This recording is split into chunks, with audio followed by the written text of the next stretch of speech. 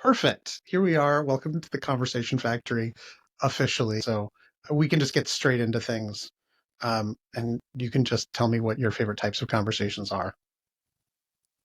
Okay, like now?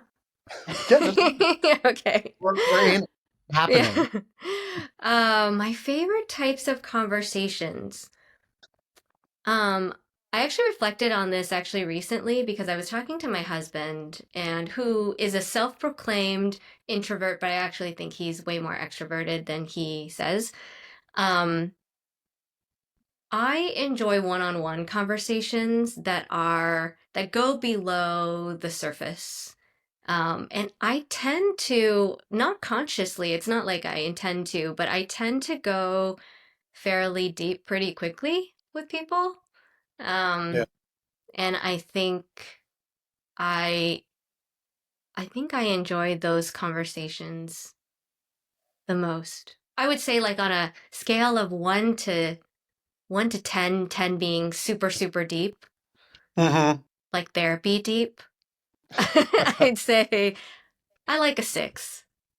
I like a six. Oh, so wait. So if 10 is like therapy deep. 10 is like I'm crying, telling you all of my deepest, darkest Right, right, secrets. right. 10, right? What's a seven? A 7 is like, yeah, I like 7. 6, 7 is good. I think it's like Okay. I'm sharing about, you know, my, I'm being honest and vulnerable about my personality quirks or, what's going on in my life, but, hmm with some balance, you know. Yeah. Balanced realness is a really interesting. That makes sense.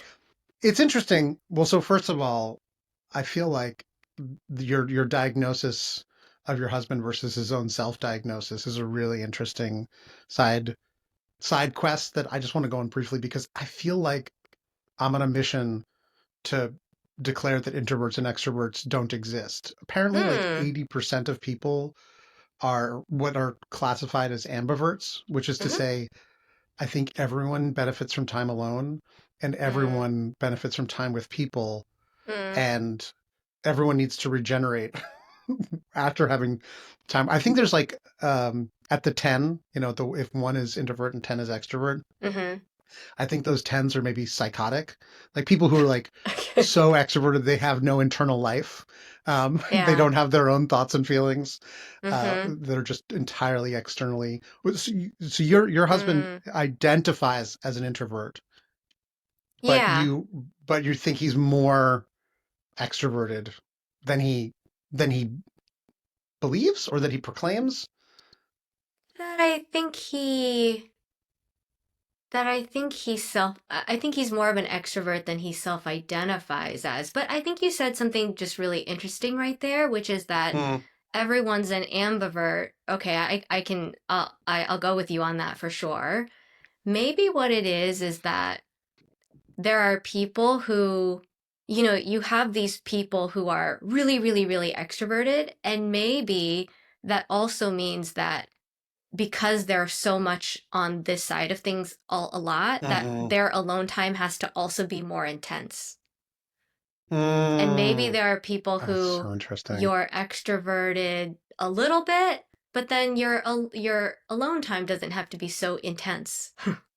So maybe Yeah. we're on the spectrum of like dynamic versus not as dynamic. Yeah, Maybe. what an interesting question because it's what do you do to reconstitute yourself after having gone out into the world is Mm-hmm. another interesting question. Mm-hmm. So I'm gonna have so many follow-up questions. You'd asked me before we started, like, well, what's behind this question? And I feel like Yeah. it's everything because I'm wondering if you're in a conversation where it's at a four in Mm-hmm. terms of like not enough realness and not enough, balancing of interior and exterior.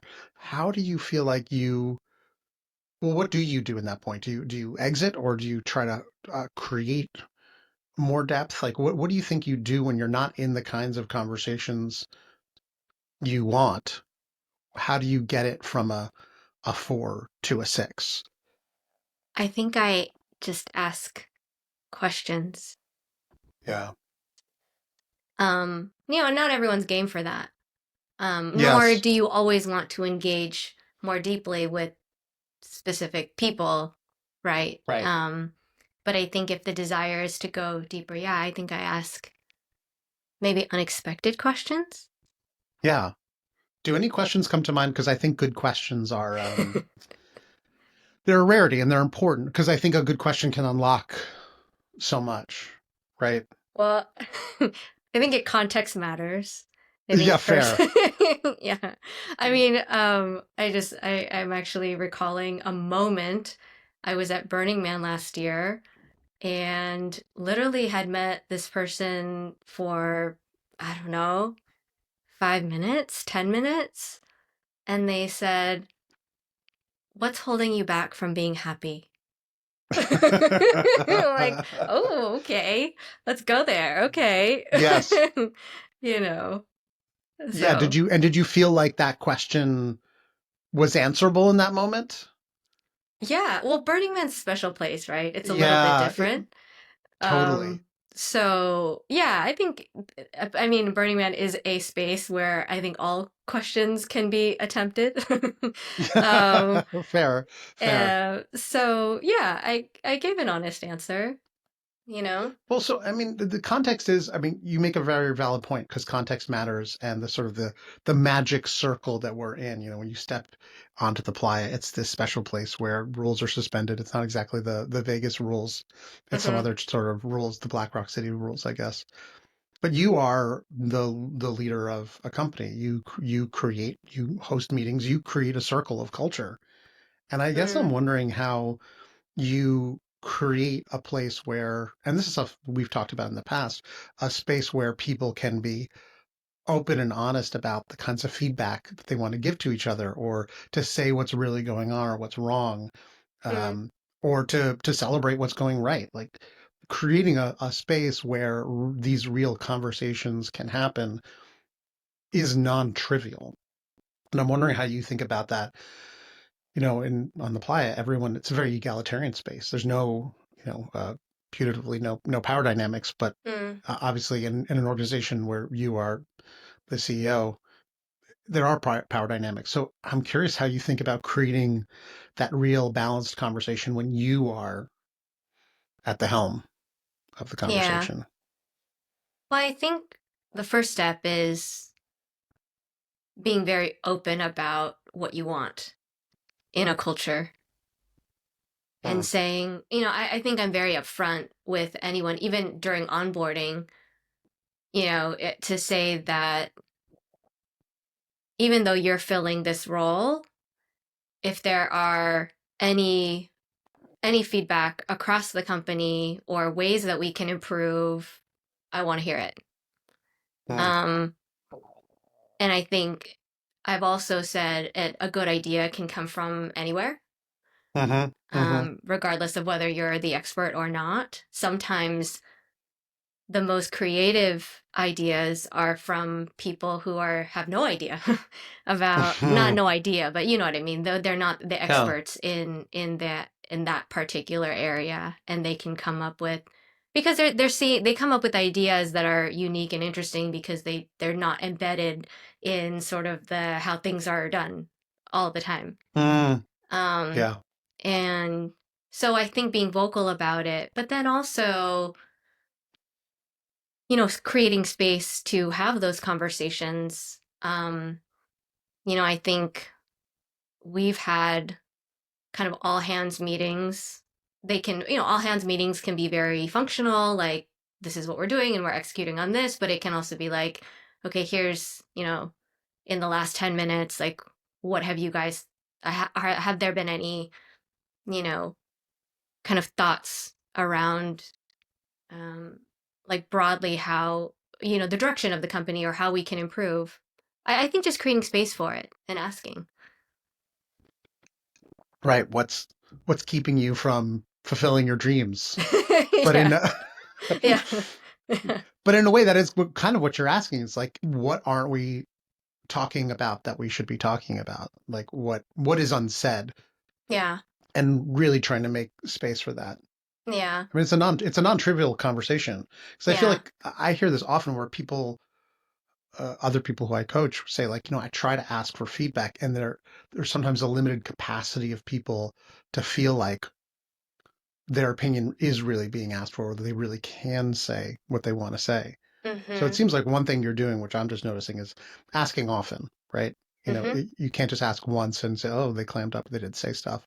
Yeah. It's asking on a regular basis, and Yeah. creating that space consistently seems to be Mm-hmm. really important, really crucial. Yeah. Yeah. Yeah. Yeah.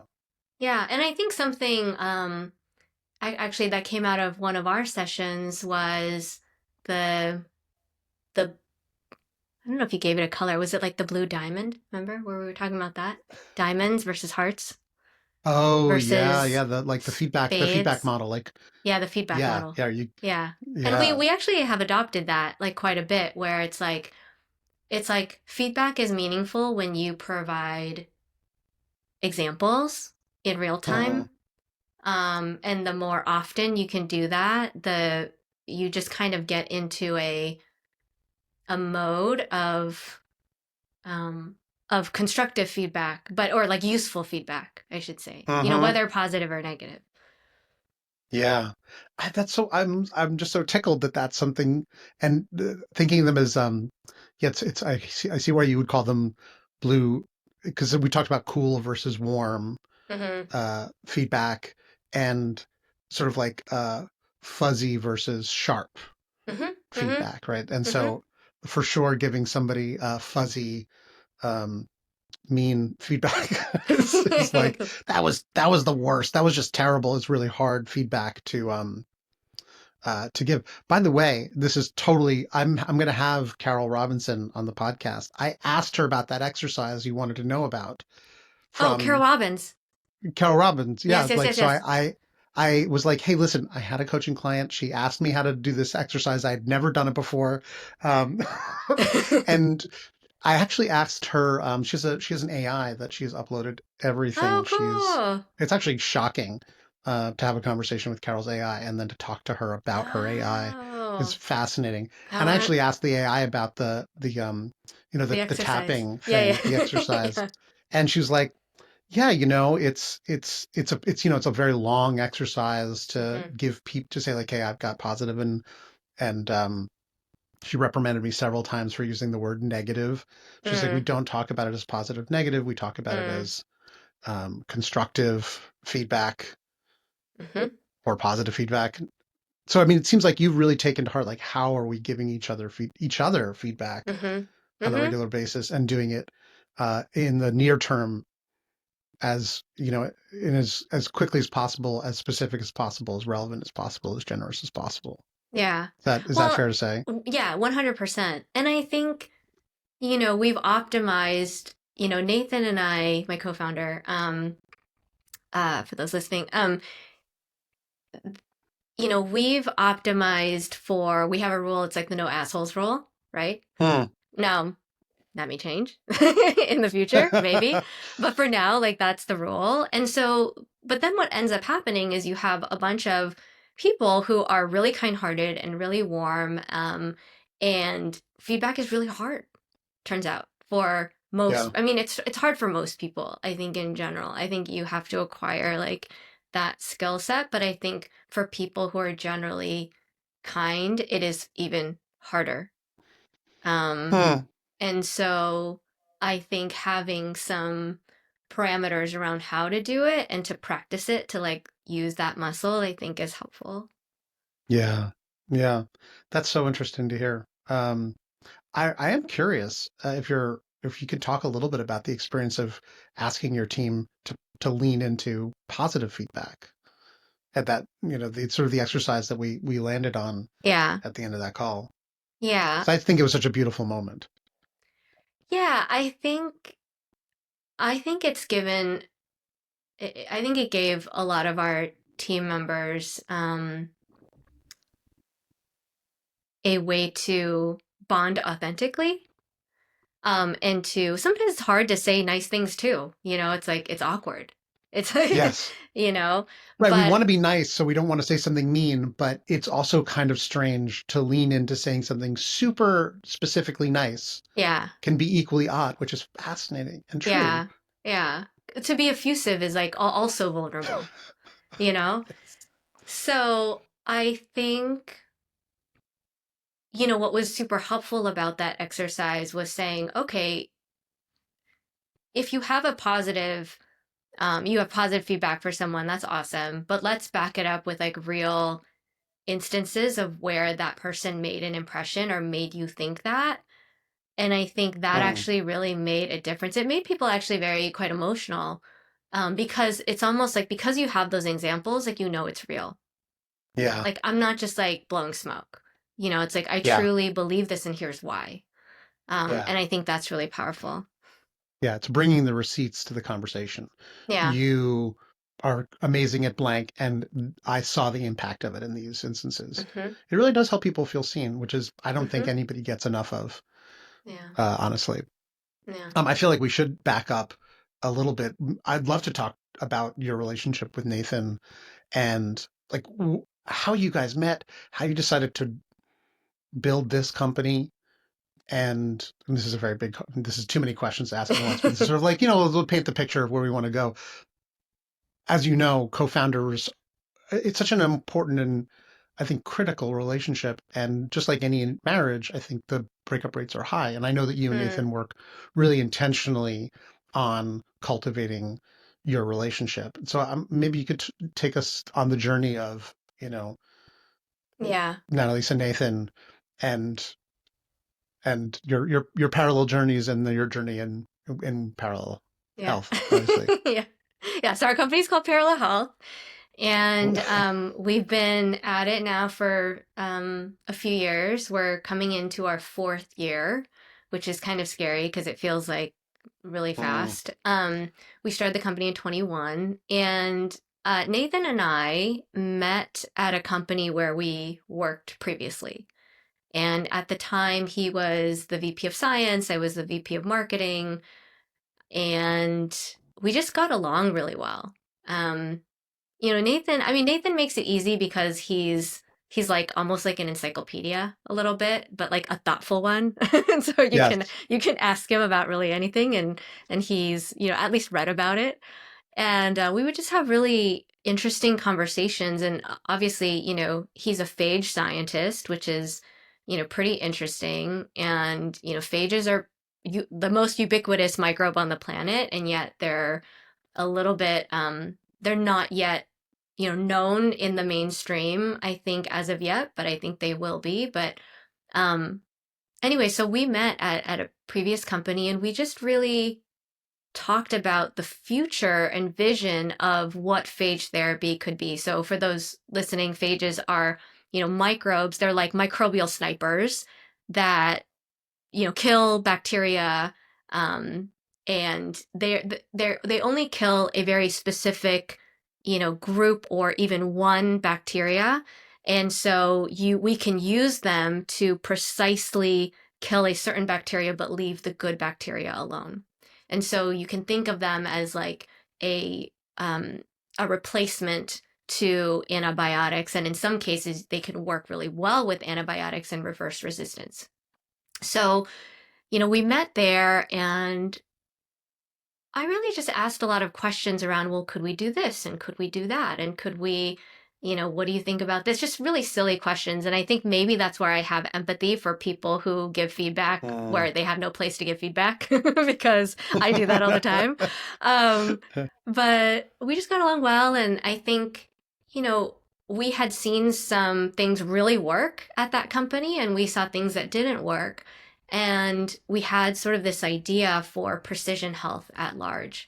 And we actually brought this idea to that company, and they were sort of lukewarm about it and weren't, you know, um, they just thought they knew that that was going to take a lot more capital. And so they weren't ready to do Mm. that. And so, Nathan ended up leaving, and a few months later, he called me and said, I really have conviction around this idea of precision health, using testing testing the person first, seeing what microbial overgrowths they have, and then using phage therapy to precisely, kill this, their bacteria that's causing their issue.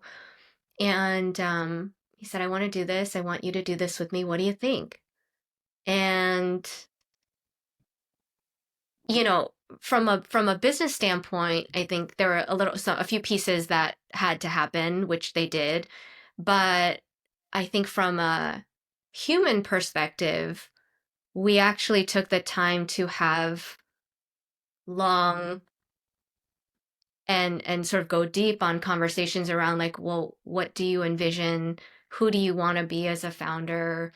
Like, are you, how do you deal with conflict? Um, where do you want this to be? Who do you want to be when you grow up? Like, kind of like these questions. And yeah, we just started in that process, and we did go to Esalen actually. So um, Mm, Esalen is one of my favorite places in the world. Another, like Burning Man, creates space for people to yeah. have, in-depth conversations. And he had never been, but he's from Oregon originally, and so he appreciated the naturey aspect of it. But yeah, we were able to just have, real conversations. You know. Those are some really good conversations to have. Like, what kind of a founder do you want to be?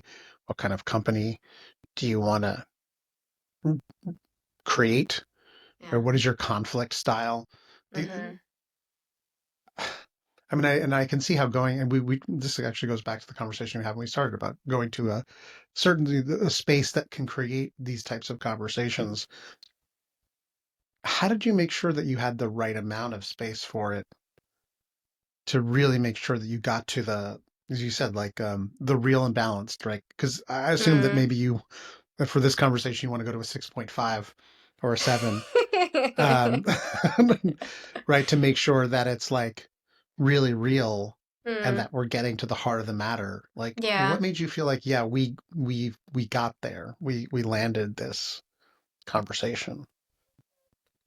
Well, I mean, you've met Nathan. He's an easy person to have a conversation with, so He that is. that helps. Um, I think one of the things is like, how do I feel? I think we all kind of know how we feel when we're talking to someone. Like, does this person Mm, also allow, because this person also has energy that is also creating space, right? yeah. So the other part of it is like, how do I feel when I'm around this person? Am I able to be my best self? Am I allowed to feel like I'm being honest um, and vulnerable without feeling like, defensive or, shut down or anything? Yes. And I think I was able to be really honest with him. And I think in turn, I think he was able to be, really honest with me. And I think that sets a foundation. And I think, like, because running a company is like super hard, there's like Mm, always things coming at you. And so there, that kind of dynamic is tested over time. And I think you always have to like mm. recalibrate a bit. I know I'm sort of like digressing, but No, not at all. This is actually yeah. really, and it lights me up because I feel like it's an awareness of someone else's impact on you. Mm, That's mm, part of a conversation is a system, right? There's what mm, you decide to bring to it, the kind of questions you ask. There's the mm, kinds of questions someone asks of you. It's how they respond that lets you yeah. know, oh, this is a space where I can be a little bit more vulnerable Yeah. than in a normal space. So it's actually really interesting to be super sensitized to someone else's impact Mm, on you. yeah. Yeah. Yeah. Yeah. I mean, so I guess, and this is a cop out answer, but like Nathan's like really easy to to chat with, and I think that's kind of his like magic, right? Like he is a great conversationalist. He's super humble himself. Hmm. He is self-aware in that he knows what he's good at and what he's not good at.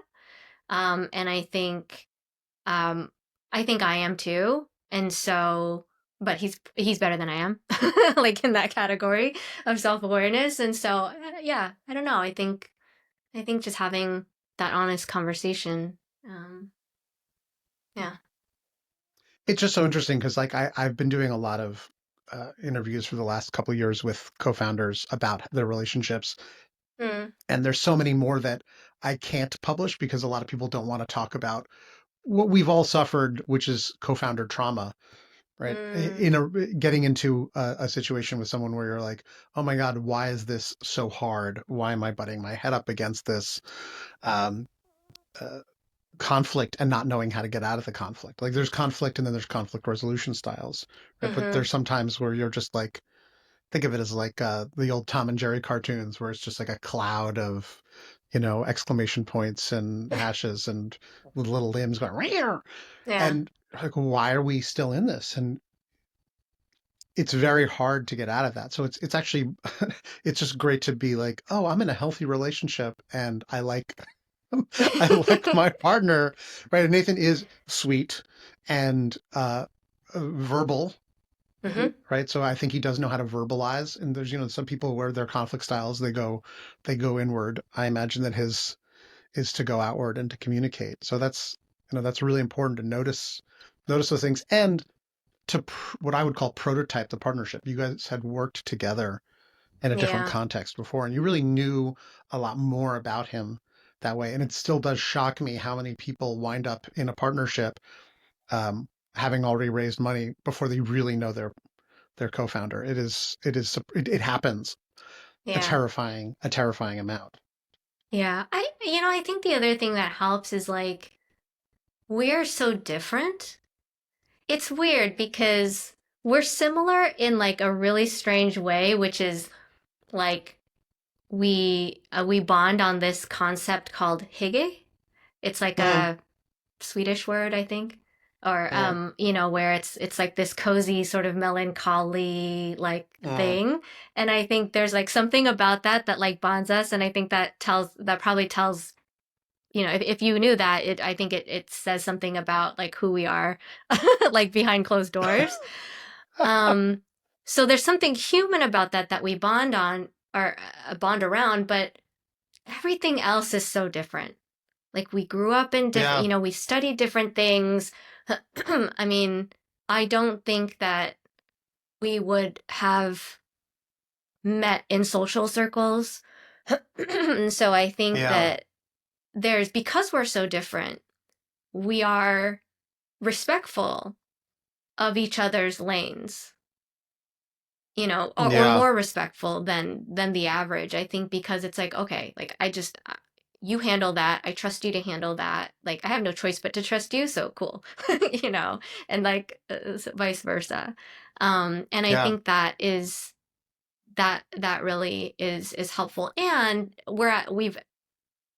we've done this for enough years that we have been through, some ups and downs together. And I think that also like if you can get through those, then I think you're more bonded than not.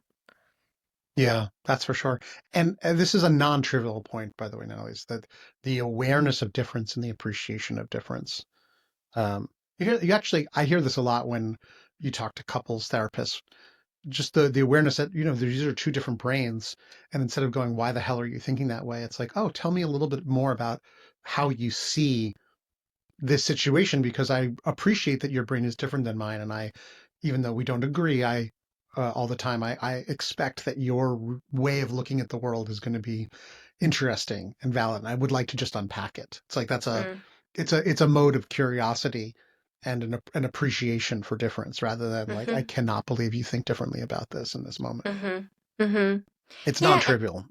Well, I think like from a human perspective and then also from like a skill set perspective too, right? Because it's like Hmm. when I look at Parallel Health, it's like such a science driven company, but we're commercializing science, right? We're Mm, we're bringing phages to people so they can use them in their daily lives. And I always say to Nathan, like, if he just decided to like quit tomorrow, like I couldn't do it, right? Like yeah. I wouldn't want to do it. And he says the same about me. And so I think there's like an interesting combination there that we actually do like need each other. Yeah. That feeling is important. It keeps you bonded to each other and makes you want to work through. Mm-hmm. the difficult moments, which is Mm-hmm. beautiful. Well, I feel like we should definitely talk about um, one of the topics we were sort of brainstorming around focusing on, which is founder-led sales. Right? You two are both out there um, helping people understand this product Mm. and helping drive adoption, explaining it not just to investors but to customers.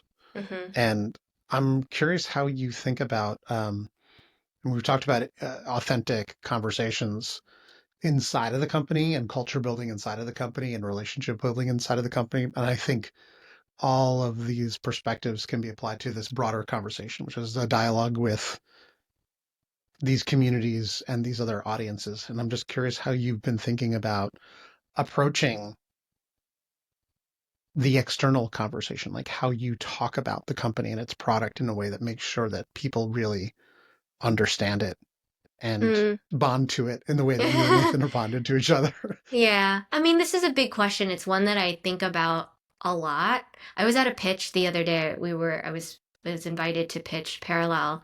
And in a pitch you always have to like introduce yourself and like whatever. I've now like just resigned to the not resigned, but I basically have just I try to keep my intro short. So I just say, "Hi, I'm Natalise. I'm the co-founder and CEO of Parallel Health. I'm really just the translator." Like Mm-hmm. and I think that is actually foundational to the company in some sense because if you think about personal care companies or skincare companies, beauty companies, does the science serve marketing or does marketing serve science?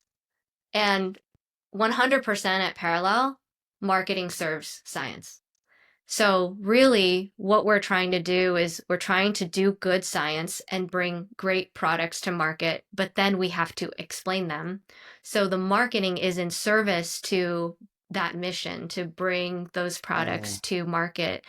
And, it's not, some people are like, oh, well, you need to like dumb down the science and like, sort of. It's not really dumbing it down, it's just like simplifying it to, and just what is the most important thing that people need to hear about this and what's hard is that different people have different desires or different goals and so that thing that you tell them may be a Mm-hmm. different angle of what is and I think that's the nuanced part but um yeah I mean I think it's really about sharing what this new technology and next generation science can do to help you in your life. Yeah. Yeah.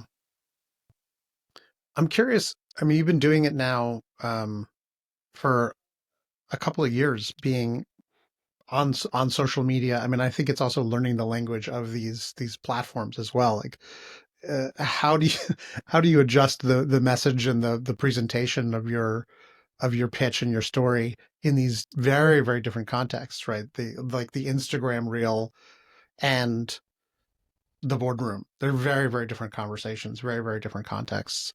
I'm curious how you think about your presentation of self and what parts of yourself that you bring into those conversations and those two different, very different contexts.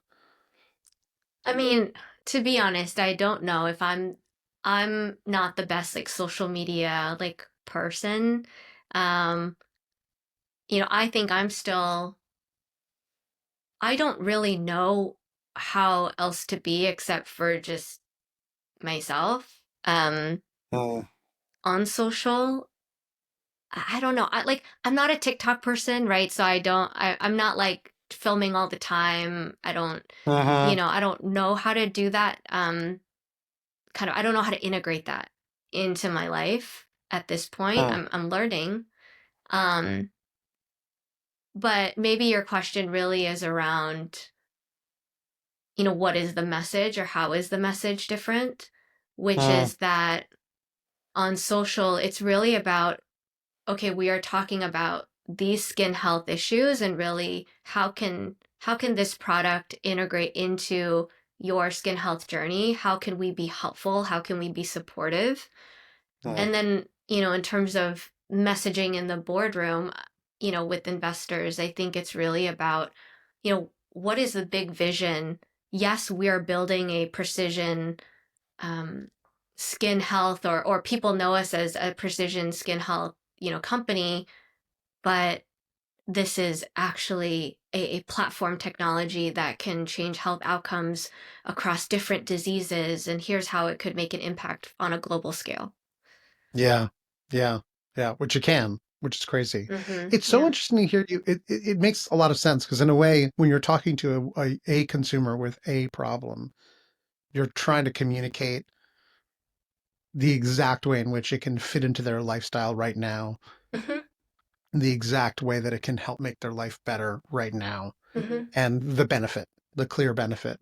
And I know that Nathan and I have talked about this too, making the science simple and clear Mm-hmm. and not mysterious at all, and like grounding it in reality and Mm-hmm. doing it through the lens of like just being yourself. Mm-hmm. And very different than when you're really talking about the many different applications for this past this one application, Mm-hmm. and the promise of if Nathan can do the science at scale with the Mm-hmm. testing and all the things you're incorporating Mm-hmm. in your own unique way, phages can do so much. We Mm-hmm. don't even know yet everything that they can do, which is Yeah. I'm definitely a lover of science and in the promise and the possibility of science. Mm-hmm. And so it's like in a way you're it's funny, there is a ground that's similar to the two of them, right? Because you're talking about um, the science in a simple and direct and clear way. But Mm-hmm. one is the immediate and the other is about the potential. That's right. Yeah, yeah, yeah. It's like, I think with customers and patients, we're getting really granular. It's like, okay, here's how phages can help your rosacea. Here's how it can help your acne, or, whatever. Um, but really the potential is, think of any antibiotic you've ever taken in your life, and you've probably, I mean, I've taken many different antibiotics for many different things. I Yes. mean, theoretically, you could have taken a phage for it. You could have used a phage for it, but we didn't because the technology Mm. wasn't there. But now it is. So imagine a world in which we can precisely target, bacterial infections um, in a way that is safer and more sustainable, because we can't Mm. take antibiotics forever. It's just not sustainable. Yeah, actually, can we talk about that a little bit? Because I think folks who are listening who may not be as nerdy as you have become, and as I have become, like knowing this. Can you explain Yeah. the problem of bacterial, resistance Resistance. to Yeah. to antibiotics, and like why phages are a much more targeted precision approach to like maybe the next century of Yeah. treating our health illnesses? Yeah, sure. Yeah, yeah. So, well, let me back up actually and talk about sort of our evolution of like Mm. how this actually happened, right? So, in the early 1900s, there were two separate scientists in Europe, and they We're going way found, back, we're going everyone. way back. Yeah, yeah. I'll do this in 30 seconds. I know when I'm So, talking to Nathan, he's like, so there's this Russian paper that's like no one's reading it. It's on microfiche. I found it on the yeah. body of this dead guy. No. No. Okay, so there are two independent European scientists. They discovered phage in the early 1900s. They found that these phages could kill bacteria. Now, it was very difficult at that time without technology to identify this phage is for this bacteria, right? So they just threw a bunch of phages and hoped that it worked. So it was starting somewhere. But then a few decades later, in the Western world, we found penicillin and antibiotics, and we're like, cool, this works. Like this kills everything, and it's cheap to Mm, manufacture. So we're like, mm, okay, let's use this. Now, the eastern bloc of Europe and Russia did not have access to antibiotics that we had. So they continued in their research with phage because that's really all they had. And so even today, fast forward, you can find phage kind of concoctions in pharmacies in Moscow and in Eastern Europe, and in Georgia specifically, the country. There are phage, Uh, phage awareness and phage is available. So, but in the Western world, we've continued to take antibiotics. I'm sure, people who are listening have taken at least antibiotics like once. But we take them uh, for a lot of different things. And what happens is they work. It's great that they work. It's good because it has saved lives. But, when you take an antibiotic, you're killing, yes, the bad bacteria, but also good bacteria that aren't causing any issues. And so you're sort uh, of wiping out your microbiome. Now, when doctors, prescribe antibiotics, you're taking it for like 5 days or 7 days, which is like a normal course. But there are many instances, and dermatologists are actually the number one prescribers of antibiotics, and they're prescribing antibiotics for chronic issues like acne or eczema or uh, HS, etc. So, we've met patients who have been on antibiotics for not just 5 days, 7 days, but 3 months, 3 years, 5 years, 7 years. And so just to what have clear ends skin. just to have clear skin, right? And that's just one example. This happens in other areas of human health as well. But so the idea is that when you take antibiotics over and over again, the bacteria is almost like it's like weightlifting for them, right? It's like, okay, first time like you killed me, but now I'm gonna come back stronger. Now I'm gonna come Yeah. back stronger. And then eventually the fear is that that antibiotic just doesn't work anymore.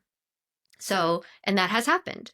So where people become resistant to antibiotics, okay, so now what? Now you Uh, got to call in. Now there are stronger and stronger antibiotics, but those have really severe side effects. People where, it's gut issues or the number, even with traditional antibiotics, you have kind of gut issues that can occur like in chronic disease. And then you have, even people have lost their hearing as a side effect from a very strong antibiotic. So, it's not sustainable for us to continue to take antibiotics chronically. And so this is a global health threat, right? The World Health uh, Organization actually released an updated paper. They said that by 2050, over 40 million people will die from an antibiotic resistant infection. is, So we need other solutions than antibiotics. And phage is an answer to that because phages also kill bacteria, but they just uh, do it in a way that, I mean, they have naturally evolved to kill specific bacteria. So if I know that you have X bacteria, we can go out and find a phage or engineer a phage to kill that bacteria. And there have been many cases now where phages have been used under the emergency use authorization to save lives. And uh, so that has been done. Um, it's just now finding a way to bring phages en masse so that more people can use them, and for even chronic issues like skin disease and chronic skin issues. yeah. And maybe you can explain for folks who aren't familiar with it, like how phages help with like what the relationship is between skincare and your skin microbiome Mm-hmm. and the products that you all create. Because I think most people don't even realize like, oh, I might be having X, Y, and Z problem, and it can be Yeah. solved for a very, very simple fix. Well, a lot of skin issues have bacterial roots, right? A lot of skin issues there are genetic factors, there's lifestyle factors, there's your diet certainly, and also where you live, right? But there's always a microbial component at play at some, because your skin is the largest organ on your body, in your body, on your body. Yeah. And just like you have a gut microbiome, you also have a skin microbiome, and it's always living there. So when you have, issues like, lesions, acne, right? Like eczema, like redness, itchiness, flares, like there is, it's really funny. I mean, not funny. This is interesting. Something that we've learned recently is that, so in the case of eczema, for example, there's a genetic component that enables sort of like these flares, but the redness and itchiness is actually often caused by a bacteria, and often that Mm, bacteria is called S. aureus, and S. aureus, they actually create this mechanism where they cause you to itch. Because you when you itch, what are you doing? You're scratching and you're Uh, moving that bacteria for it yeah, to you help it proliferate. spread. Yeah. So, so there are many issues, many skin issues where there are different types of bacteria. And that's why antibiotics are widely prescribed in dermatology. And sometimes they work and sometimes they don't. And our hypothesis now is that they don't if it's a bacterially rooted issue, and Uh, you take an antibiotic and it doesn't work, either your bacteria isn't killed by this broad spectrum antibiotic, like it's just a different bacteria you didn't know about, or you've taken antibiotics for so long you've become resistant. And actually, we have a test at Parallel. So uh, we've developed this test that actually can test your antibiotic resistance, which is pretty interesting too. So we can yeah. actually kind of predict like how many times you've taken antibiotics in the past. Yeah, that is it seems like the definition of precision to like really know what's going on at the Mm-hmm. like at the skin microbiome level and Yeah. to be able to do something about it Yeah. to make a difference in that Mm-hmm. microbiome long term. Our time together has rapidly grown to an end, and I'm just wondering what we have not talked about that you think is important to talk about, what I haven't asked you, what's keeping you from achieving your dreams. And such a heavy question. I know. But what haven't we talked about that's important to talk about before we close off our time together? I mean, I think we covered all the bases in terms of uh, of co-founder sort of relationships. I would say that it's been. I think that if you can find the right co-founder, um, I think the hard times just become less hard. And Yeah. so having those hard conversations in the beginning are actually like well worth it, even though they can be Yeah. awkward. Yeah. So I guess that would be one question I would ask you is like if you were giving some advice to a new co-founder pair and they were about to go to, their own Esalen retreat, like what are the questions that you would really want to make sure that they spend the most time with? I think it's understanding like the non-negotiables too. Like what are the things you absolutely need and want um, in in terms of building the company, or in terms of the type of company you want to build, but also in who you are and who you want to be. I Yeah. think that's really important. And then I think I think it's just being unafraid to have those really awkward. I think it's hard. Hard conversations are hard. I don't know. Yeah. It's like, it's like Yeah. it's okay. Like be awkward because it'll save you like so much heartache, I think, in the future. So much heartache. What I hear in that, which is so interesting and important, is that it's clear that you have to spend the time knowing yourself and knowing what your needs and wants are, and also be willing to be curious, really curious about those needs and wants Yeah. of the other person.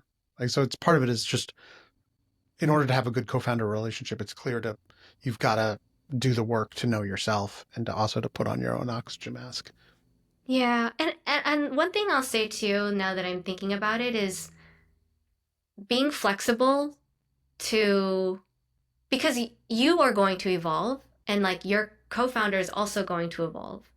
And Mm, I think that's great, but like you just have to make sure you're evolving in the right way, and that means that your values are aligned, mm. at least in some way, so that you're not, kind of doing this like over time.